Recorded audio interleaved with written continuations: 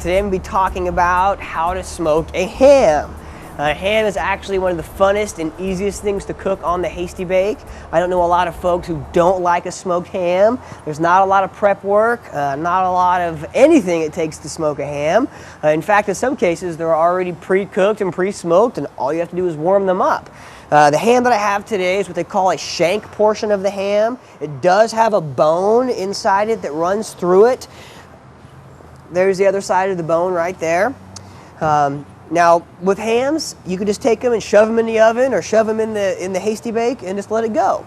I like to use some hickory smoke on the Hasty-Bake on my ham.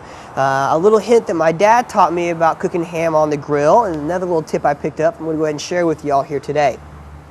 On this shank portion, there's actually a bit of the skin left from the actual pig. You can tell because it's dark and very, very rough. The skin, just like the skin on your body, doesn't allow anything to really go in or out through it. It's also tough, and I don't know very many folks that like to eat pig skin except in the pork rind form.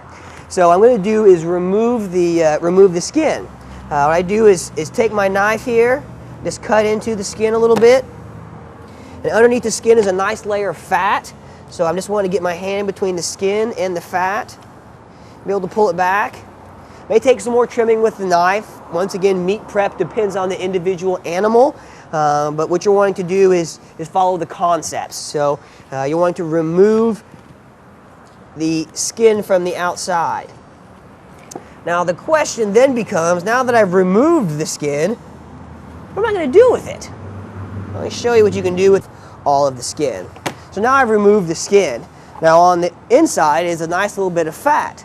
What you do with the skin is when you put your ham on the grill, lay it with the skin side down, and then place the ham right on top of it. That way the ham gets soaked in all of that fat and it keeps the ham from actually sticking to the grate. And this little piece of ham right here that's been sitting on the fat is the best part of the whole entire thing.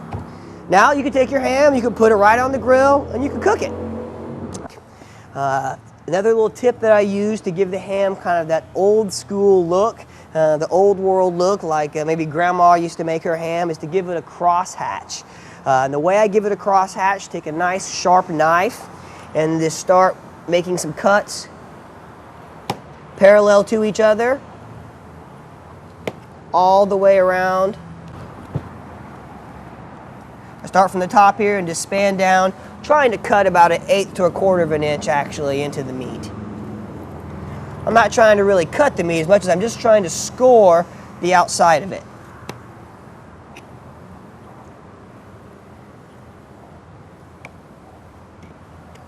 Okay, once you've done your first set of parallel lines, now it's time to come back with some perpendicular crosshatch lines.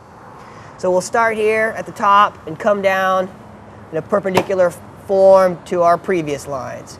I typically use kind of a curve shape to be able to achieve this, as it's typically pretty hard to be able to get it straight on perpendicular. What will happen is as the ham is cooking, all those little cuts will begin to expand out and get wider and wider, actually exposing more surface area of the ham to the smoke.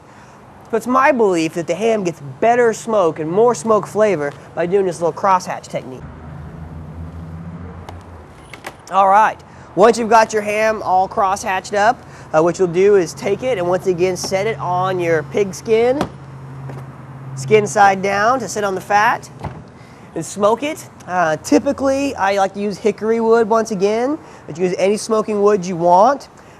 Use a meat thermometer. When the ham gets to about 160 degrees, it's good to go. If you continue to cook it, it'll render more and more and more of the fat and begin to fall more and more and more apart. No matter what, however done you like your ham, whenever you're finished, don't forget the bone makes a great pot of beans the next day. We'll have this ham here shortly. All right, we prepped our ham, give it a nice little crosshatch, and remove the skin from the shank portion of it. There it is, Hasty-Bake smoked ham. Perfect for holidays or just for snacking.